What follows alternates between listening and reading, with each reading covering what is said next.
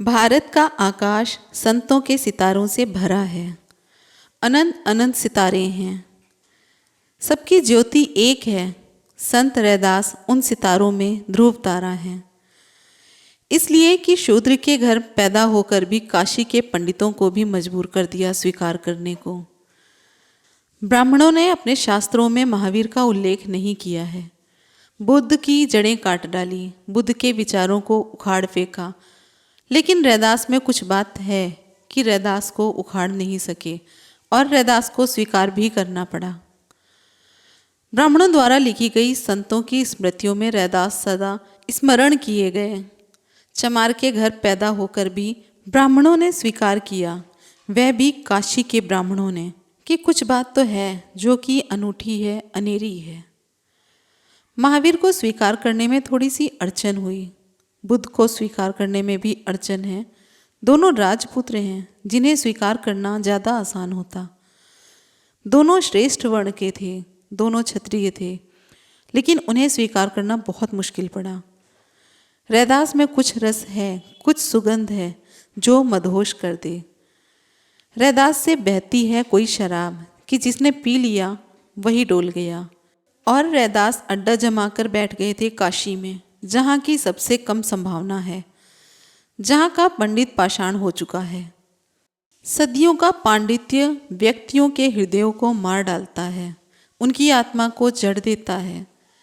रैदास वहाँ खिले फूले। रैदास ने वहाँ हजारों भक्तों को इकट्ठा कर लिया, और कुछ छोटे मोटे भक्त नहीं, मीरा जैसी अनुभूति को उपलब्ध महिला ने भी रैदास को गुरु माना। मीरा ने कहा है, गुरु मिलिया रैदास जी कि मुझे गुरु मिल गए रैदास।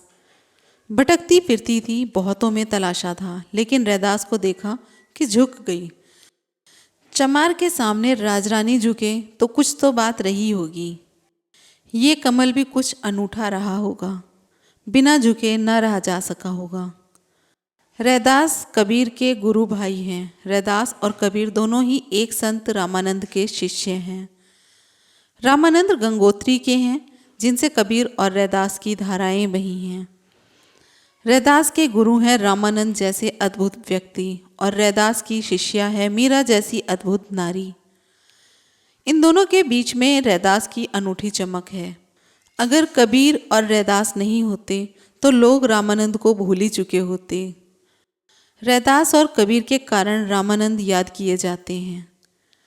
जैसे फल से वृक्ष पहचाने जाते हैं, वैसे ही शिष्यों से गुरु पहचाने जाते हैं। रैदास का अगर एक भी वचन ना बचता और मीरा का सिर्फ यह कथन बचता, गुरु मिलिया रैदास जी, तो काफ़ी था। क्योंकि जिसको मीरा गुरु कहे वह कोई ऐसा वैसा गुरु नहीं होगा। जब तक परमात्मा साकार ना हुआ हो तब तक मीरा किसी को गुरु नहीं कह देगी। कबीर को भी मीरा ने गुरु नहीं कहा, रैदास को गुरु कहा। इसलिए रैदास को मैं कहता हूँ, वे भारत के संतों से भरे आकाश में ध्रुव तारा हैं। उनके वचनों को समझने की कोशिश करना। रैदास इसलिए भी स्मरणीय है कि रैदास ने वही कहा जो बुद्ध ने कहा है। लेकिन बुद्ध की भाषा ज्ञानी भाषा है, रैदास की भाषा भक्त की भाषा है, प्रेम की भाषा है। शायद इसीलिए बुद्ध को तो उखाड़ा जा सका, रैदास को नहीं उखाड़ा जा सकता। जिसकी जड़ों को प्रेम से सींचा गया हो उसे उखाड़ना असंभव है।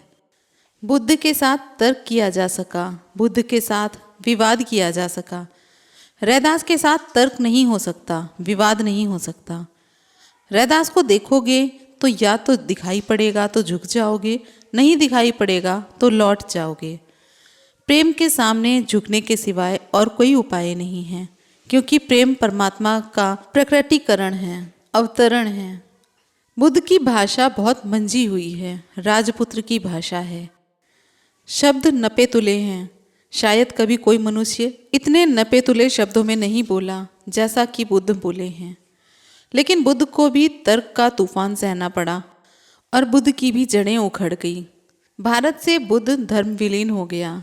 रैदास ने फिर बुद्ध की बातें कही हैं पुनः, लेकिन भाषा बदल दी, नया रंग डाला। वही पात्र था, बात वही थी, शराब वही थी, नई बोतल कर दी, और रैदास को उखाड़ा नहीं जा सका।